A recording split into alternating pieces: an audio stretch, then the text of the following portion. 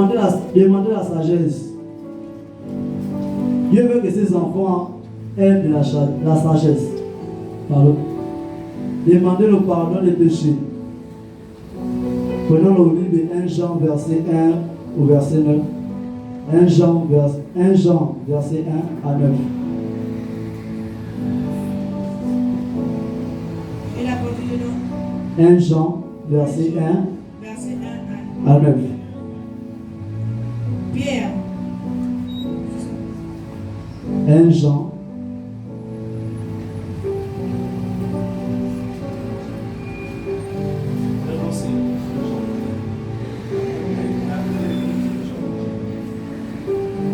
Si nous confessons nos péchés, il est fidèle et juste pour nous de pardonner et pour nous purifier de tout mal. Amen.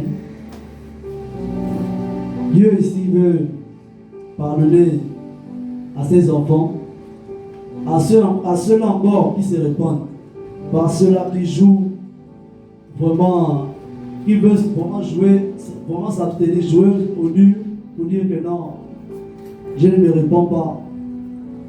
C'est comme on fait souvent, quand on pêche souvent, quand on a peut-être fait du mal à notre frère, nous partons demander pardon à Dieu. Ce n'est pas le pardon là que Dieu agrée. Dieu agrée le pardon que tu demandes à ton frère. Il n'agrée pas le pardon que tu pars lui demander. Non. Si tu as fait du mal à ton frère, demande pardon à ton frère. Ne pas demander pardon à Dieu. Parce que Dieu va voir. Dieu pour qu'il agrée ça, il faut que tu demandes pardon à ton frère. Et même si encore tu peux encore devant Dieu demander pardon sans demander à ton frère, il va forcément te dire de repartir chez ton frère et demander pardon. Amen.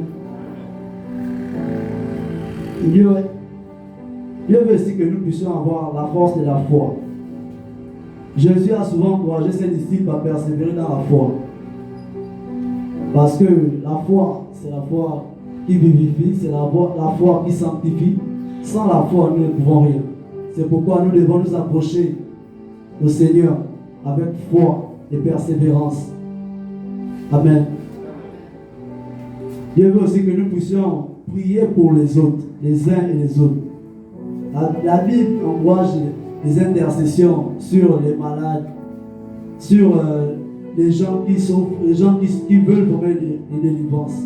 Et venons pas seulement prier pour nos familles ou encore nos besoins personnels. Prions aussi pour les autres. C'est ce genre de prière que Dieu exauce. Amen. Nous avons souvent tendance à faire que on vient, quand c'est le problème de l'autre, ça ne te touche pas vraiment.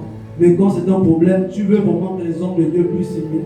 Vraiment, c'est porter l'œil sur toi. Il faut qu'il te suive vraiment à la lettre. Mais quand c'est le problème de l'autre, tu ne veux pas que Dieu puisse suivre.